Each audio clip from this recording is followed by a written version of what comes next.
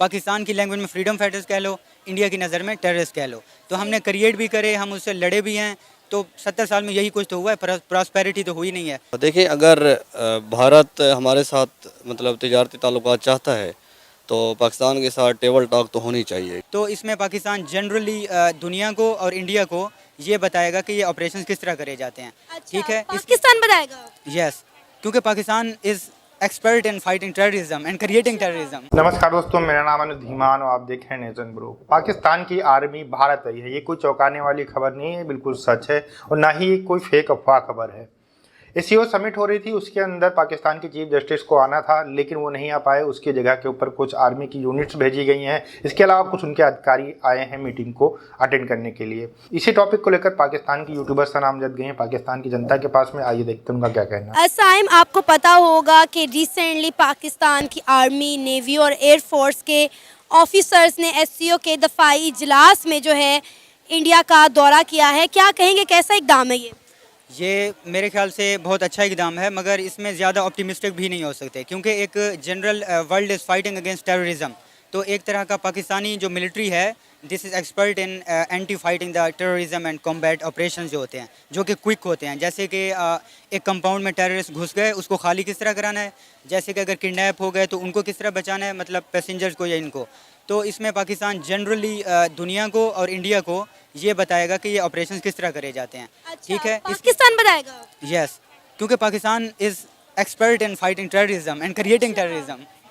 Yes, आपने जो बोला है वो मैंने सुना है वैसा ही, या आपने गलती से बोल दिया? नहीं, मैंने सही बोला है। हमने फ्रीडम फाइटर्स, पाकिस्तान की लैंग्वेज में फ्रीडम फाइटर्स कह लो, इंडिया की नज़र में टेररिस्ट कह लो। तो हमने क्रिएट भी करे, हम उससे लड़े भी हैं। तो 70 साल में यही कुछ तो हुआ है, प्रॉस्पेरिटी तो हुई नहीं है।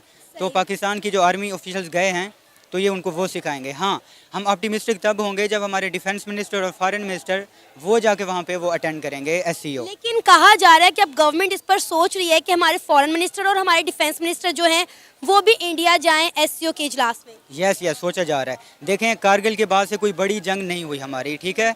ऑल्दो हमारी पोजीशन मुशर्रफ के टाइम पे काफ़ी अच्छी थी, उस वजह से वो नेगोशिएशन ज़्यादा मांग रहे थे मुशर्रफ।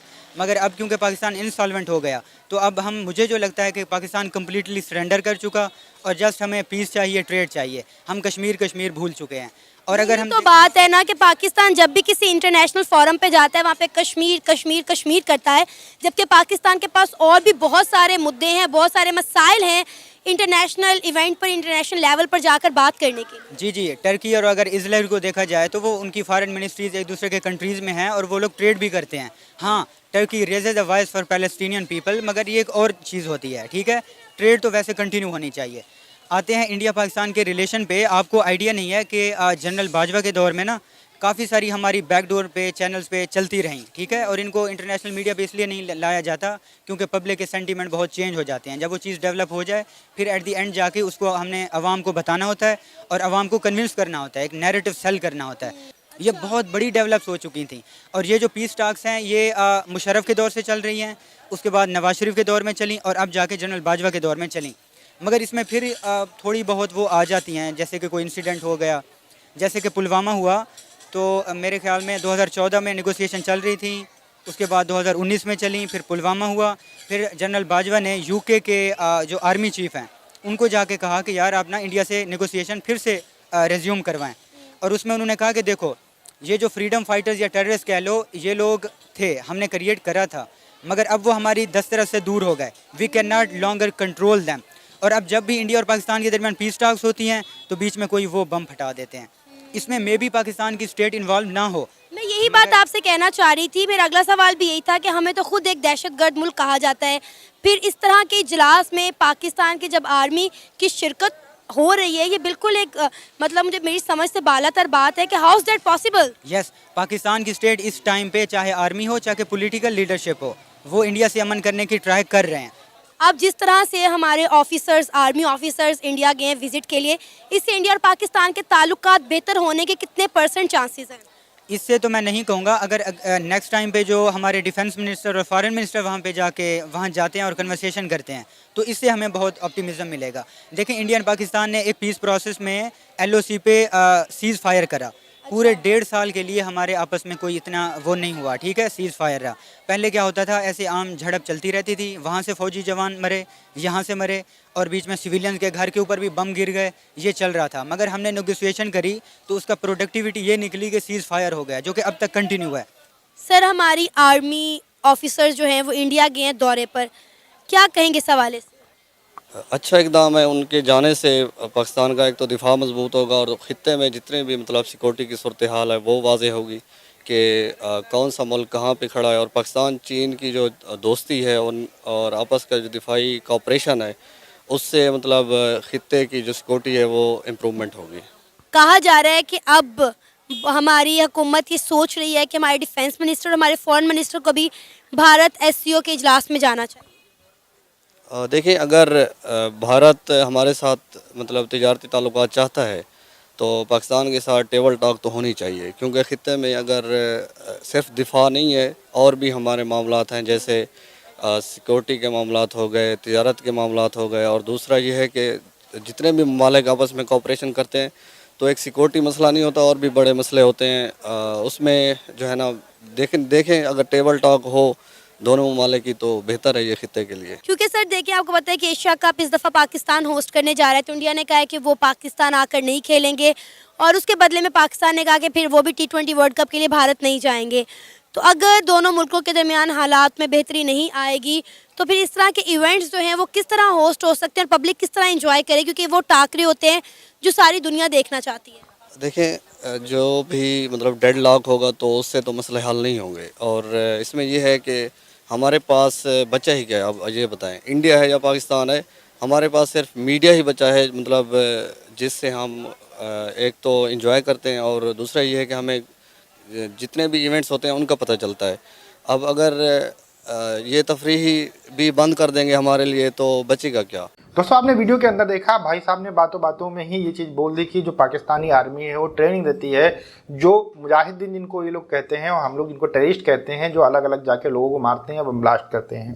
भारत हमेशा से आरोप लगाता रहा कि पाकिस्तान जो है वो आतंकवाद को जन्म देता है, और जो आतंकवादी होते हैं उनके लिए पाकिस्तान स्वर्ग है। इससे पहले अगर देखा जाए तो बहुत बार जो है पाकिस्तान के जो प्राइम मिनिस्टर रहे हैं या फिर जो जनरल रहे हैं जिन्होंने वहाँ पर मार्शल लॉ अप्लाई किया था, उन्होंने भी ये चीज़ एक्सेप्ट की है कि हमने आतंकवादियों को ट्रेंड किया है।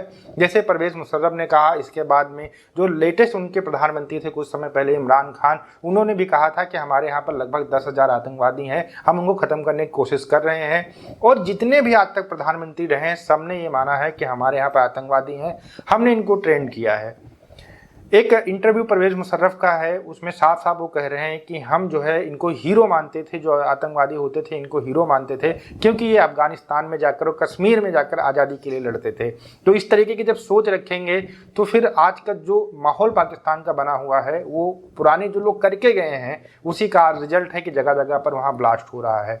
अगर वहीं हम भारत के अंदर देखें तो हमने हमेशा एक पॉजिटिव वे में काम किया है, अपने देश को आगे ले जाने के लिए काम किया है। हमने किसी देश को खराब करने के लिए काम नहीं किया। हमने नहीं सोचा कि कोई हमारे यहाँ से जाए किसी दूसरे देश के अंदर बम ब्लास्ट करे, या फिर जो पीओके है वहाँ जाके बम ब्लास्ट करे। इस तरीके की चीज़ों से हम दूर रहे हैं। और पाकिस्तान आतंकवाद का सहारा कश्मीर के लिए बहुत पहले से लेता रहा है। इनकी सबसे पहली लड़ाई अगर आप देख लें 1947 में जब इन्होंने कश्मीर के ऊपर अटैक किया था, तब भी इन्होंने आतंकवादियों का सहारा लिया था। उसके बाद में ऑपरेशन जिब्राल्टर जो इन्होंने लॉन्च किया था 1965 में, जहाँ पर अपनी सेना को आतंकवादियों के साथ मिलाकर भेजा था कश्मीर के अंदर जगह जगह पर जो है घटनाएं कराने के लिए, कैप्चर करने के लिए, लेकिन वो सक्सेसफुल नहीं हो पाए थे। उसके बाद में अगर हम आए तो 1999 में इन्होंने साफ साफ कह दिया था कि हमारे जो सैनिक हैं ये नहीं है, आतंकवादी हैं जो चौकी के अंदर बैठे हुए हैं, मुजाहिदीन हैं, हमें इनसे कोई मतलब नहीं है। बाद में जब इंटरनेशनल प्रेशर पड़ा तो इन्होंने घुटने टेके और ये माना कि हमारे जो है ये आर्मी पर्सन हैं। यहाँ तक कि उनकी लाशें भी उठाने के लिए ये लोग नहीं आए थे। इनके जो मिलिट्री जनरल हैं वो खुद ये चीज़ें बोल चुके हैं। भारत ने कभी भी दूसरे देश के ऊपर अटैक नहीं करना चाहा। 1965 में जब इन लोग कश्मीर के अंदर घुस आए तब हमने लाहौर के ऊपर अटैक किया। 1999 में हम चाहते तो बहुत सारा एरिया पाकिस्तान का कब्जा कर सकते थे, लेकिन हम आगे नहीं बढ़े और जितनी हमारी ज़मीन थी उसको हमने लेके छोड़ दिया।